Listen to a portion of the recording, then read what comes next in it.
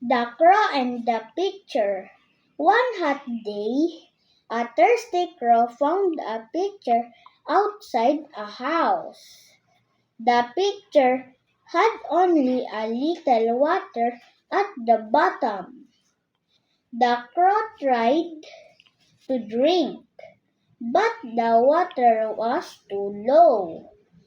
After thinking for a while, he picked up small stones and dropped them into the pitcher one by one.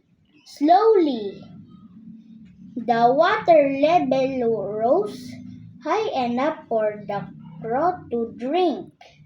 Moral: with patience and smart thinking, even small efforts can solve big problems.